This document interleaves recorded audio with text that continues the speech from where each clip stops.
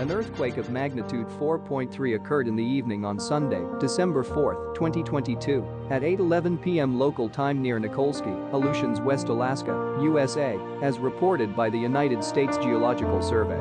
According to preliminary data, the quake was located at a shallow depth of 9.6 miles. Shallow earthquakes are felt more strongly than deeper ones as they are closer to the surface.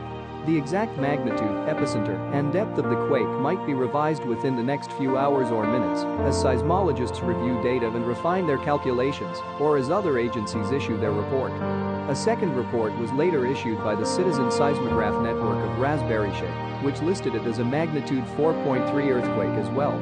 Other agencies reporting the same quake include the German Research Center for Geosciences, GFZ, at magnitude 4.9, and the European Mediterranean Seismological Center, EMSC, at magnitude 4.8.